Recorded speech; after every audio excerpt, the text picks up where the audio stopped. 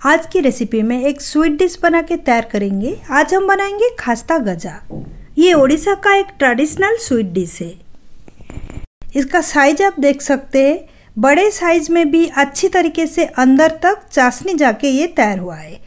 ओडिशा और बंगाल में शादी वाला सीजन या कोई भी बड़ा वाला त्योहार में इसको खूब बनाया जाता है और लोग इसको बहुत ही ज़्यादा पसंद करते हैं। ये वाला खास्ता गजा साइज में चाहे जितना भी बड़ा हो या छोटा हो, अंदर तक चाशनी जाने के लिए एक प्रॉपर मेजरमेंट और एक तरीका रहता है कि कैसे हम बनाएं। आज हम इस रेसिपी में प्रॉपरली टिप्स और ट्रिक्स के साथ ये बना के मैदे में आज हम गजा बनाएंगे। तो पहले हम 4 कप मैदा ले लेंगे। इसमें अभी हम ऐड करेंगे 1 टीस्पून सौंफ या फेनल सीड्स। इसमें गजा का फ्लेवर बहुत ही ज़्यादा अच्छा आता है। उसके साथ ले लेंगे हम खाने का सोडा, आधा टीस्पून से थोड़ा ज़्यादा। अभी हम चुटकी भर नमक ले लेंगे। ग्रीन इलायची पाउडर हाफ टीस्पून डालेंगे। हलवाई स्टाइल गजा बनाने के लिए इसमें ऐड करेंगे 2 टेबलस्पून मिल्क पाउडर। ये डालना ज़रूरी है, इससे गजा का टेस्ट बहुत ही ज़्यादा अच्छा आता है। सारे चीज़ को अच्छे से मिला देंगे एक बार। अभी हम डालेंगे 6 टेबलस्पून घी। घी के बदले आप रिफाइंड ऑयल भी यूज़ कर सकते हो, लेकिन स्वीट है, घी डालने से इसका टेस्ट बहुत ही ज़्यादा अच्छा आता है। मेजरमेंट ध्यान में रखें। 4 कप मैदे के लिए मैंने ले लिया है 6 टेबलस्पून घी। स्पून से जो घी लगा हुआ है उसको निकाल देंगे। सारे चीज़ को अच्छे से मिक्स करेंगे। जिस तरीके से हम बालूशाही वगैरह बनाते हैं बिल्कुल उसी तरीके से 2 से 3 मिनट तक इसको अच्छी तरीके से मिक्स कर लेंगे। मेजरमेंट से अगर ज़्यादा घी ले लिए, जब हम डालेंगे ऑयल में फ्राई करने के टाइम गजा खुल सकता है। अगर कम घी ले लिए तो जब हम फ्राई करेंगे उसकी अंदर तक ऑयल ना जाके गजा कड़क हो सकता है। तो इस मेजरमेंट में चाहिए जैसे कि मुट्ठी में ले तो मुट्ठा हो जाए। थोड़ा थोड़ा करके गुनगुना पानी डाल के आटा गूंद के तैयार करेंगे। टाइट सा आटा गूंदना है, बहुत नरम वाला आटा नहीं गूंदना है। आटा का कंसिस्टेंसी जैसे समोसा का आटा होता है उसी टाइप का ही होना चाहिए। यहाँ मैं गुनगुना पानी का यूज कर रही हूँ। हल्का गुनगुना पानी से ही इसको गूंद के तैयार करेंगे।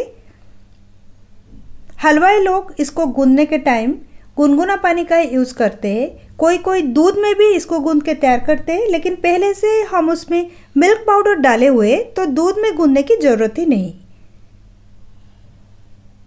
बस इस तरीके से मिलाते हुए गूंद के तैयार करेंगे। खास्ता गजा के लिए आटा अभी गूंद के तैयार हो चुका है। अभी इसको हम कवर करेंगे और 15 मिनट तक रेस्ट लेने देंगे और उसी टाइम में हम चाशनी बना के तैयार करेंगे। चाशनी के लिए ले लेंगे 2 कप शक्कर, उसमें हम मिलाएंगे 2 कप पानी। गैस को अभी ऑन करेंगे। शक्कर और पानी को थोड़ा सा मिला देंगे। अभी हम इसको उबाल के चाशनी बना के तैयार करेंगे। इसका चाशनी का कंसिस्टेंसी ऐसा है कि एक तार हल्के से बनना चाहिए, ज़्यादा भी नहीं उबालना है और बड़ा वाला तार भी 2-3 वाला कंसिस्टेंसी में नहीं चाहिए। बस एक तार जब हल्के से बन जाए तभी हम फ्लेम को बंद करेंगे। अभी 2.5 मिनट हो चुका है इसको उबलते हुए। हाथ में चेक करेंगे। बस इस तरीके से हल्का सा तार बन रहा हो और हाथ में चिपक के जैसे कि हमारा गम वगैरह चिपकता है उस तरीके से जब बन जाए, अभी हम फ्लेम को बंद करेंगे और इसमें डालेंगे हाफ टीस्पून लेमन जूस और उसके साथ हाफ टीस्पून ग्रीन इलायची पाउडर। सारे चीज़ को एक बार मिला देंगे। खास्ता गजा के लिए अभी हमारा चाशनी बन के तैयार है। चाशनी को कवर करके रखेंगे। 15 मिनट बाद हम खास्ता गजा वाला डो को चेक करेंगे। डो अच्छे से सेट हो चुका है, तो इसमें से अभी हम खास्ता गजा बनाने के लिए तैयारी करेंगे। दोनों हाथ में इस तरीके से इसको स्प्रेड करते जाएंगे। अभी हम इसको बीच में से कट करेंगे इस तरफ से और उस तरफ से भी एक कट लगाएंगे।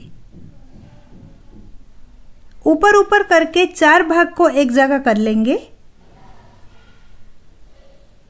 सेम प्रोसेस में एक बार फिर से फैला देंगे। यही प्रोसेस हमको 6 से 7 बार तक कंटिन्यू करना चाहिए। ताकि खास्ता गजा में लेयर अच्छे से आए। बस हाथ में फैलाते जाना है, फिर से कट करके ऊपर ऊपर लेके डो को फिर से एक बार स्प्रेड करना है।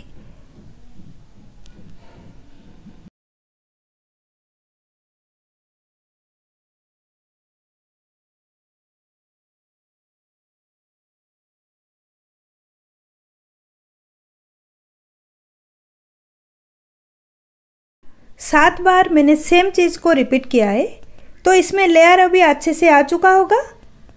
फिर से एक बार इसको इकट्ठा करके इसको चौकोन शेप दे देंगे ताकि खास्ता गजा को कट करने के लिए हमको आसान हो। इस तरीके से हाथ में फैलाते हुए इसको शेप देंगे, बीच में से कट करेंगे। खास्ता गजा आपको जो भी साइज में बनाना है उसी साइज में कट करना। मैं इसको मीडियम साइज में बनाने वाली हूँ। आप देख सकते हैं इसको जब हम फ्राई करेंगे और चाशनी में डालेंगे इसका साइज डबल हो जाएगा। खास्ता गजा को तलने के लिए हम रिफाइंड ऑयल का यूज करेंगे। ऑयल अभी हल्का गुनगुना है। गरम करने के टाइम ऑयल को ध्यान रखें, ज़्यादा गरम तेल नहीं होना चाहिए। Slow to slow medium flame में इसको गरम करना है। बहुत ज़्यादा पीसेस भी ऑयल में एक साथ नहीं डालना है, क्योंकि थोड़ी देर बाद जो पीसेस है उसका साइज़ बड़ा हो जाएगा, फिर आपस में चिपक जाएगा। कढ़ाई का हिसाब से तेल जितना आपके पास हो उसी हिसाब से आप डाल सकते हो खास्ता गजा को तलने के लिए। आप देख सकते हैं कितना कम गरम है। अभी धीरे धीरे 2-3 मिनट के बाद ये हल्का होके तेल के ऊपर तक आ जाएगा। बीच बीच में कढ़ाई को थोड़ा सा हिला देंगे। इसको तलने का टाइम बिल्कुल भी जल्दबाजी ना करें, जल्दी ना करें, नहीं तो ये प्रॉपरली कुक नहीं होगा। इसको टाइम लगता है, 5 से 6 मिनट तक लग जाता है इसको डार्क कलर में आने तक फ्राई करने के लिए। धीरे धीरे खास्ता गजा हल्का होके ऑयल के ऊपर तक आ चुका है, आप देख सकते हैं। अभी भी इसको नहीं पलटाना है, थोड़ा टाइम छोड़ देंगे ताकि नीचे का भाग जो है अच्छे से फ्राई होके स्ट्रॉन्ग हो जाए, फिर इसको हम पलटाएंगे। आप देख सकते हैं इसमें लेयर वगैरह कितनी अच्छे से दिखाई दे रहा है। इसका नीचे की साइड जब अच्छे से फ्राई हो जाएगा फिर उसको हम पलटाएंगे, अभी बिल्कुल पलटाना नहीं है। खास्ता गजा को फ्राई होते हुए 2 मिनट हो चुका है। अभी इसका दूसरा साइड हम चेंज कर लेंगे। चेंज करने के बाद फिर से 2 मिनट तक इसको स्लो फ्लेम में फ्राई होने देंगे। अभी गजा का कलर चेंज हो चुका है और थोड़ा सा इसको फ्राई करके निकाल देंगे। और जब हम डालेंगे चाशनी में इससे भी ज़्यादा डार्क हो जाएगा।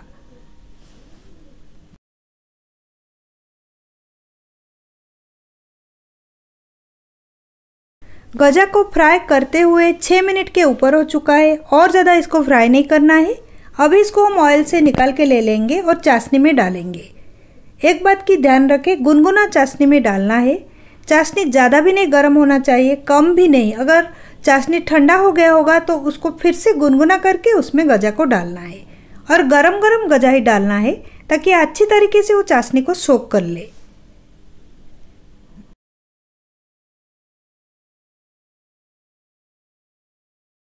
अभी हम 15-20 मिनट तक गजा को चाशनी में ही रहने देंगे, फिर उसको निकाल के ले लेंगे। गजा को चाशनी में डालते हुए 20 मिनट हो चुका है। आप देख सकते हैं इसका कलर भी चेंज हो चुका है और इसके अंदर अच्छी तरीके से चाशनी भी जा चुका है। और थोड़ा सा ठंडा होने के बाद हम एक प्लेट में ले लेंगे। सारे खास्ता गजा को चाशनी में से निकाल के मैंने एक प्लेट में ले लिया है। अभी ये रूम टेम्परेचर में आ चुका है। एक को तोड़ के मैं आपको चेक करके बताती हूँ। साइज में ये कितना बड़ा हो गया है आप देख सकते हैं और अंदर तक अच्छी तरीके से चाशनी जा चुका है।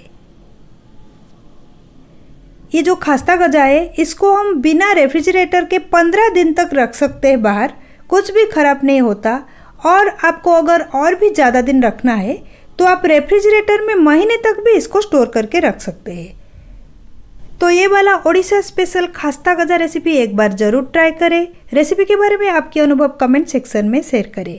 इस तरह की बहुत सारे ट्रेडिशनल रेसिपीज़ के लिए मेरे चैनल को सब्सक्राइब करें और राइट साइड में जो बेल का आइकन है उसको ज़रूर क्लिक करें ताकि मेरे आने वाले वीडियो का नोटिफिकेशन आपके पास पहले पहुंच सके।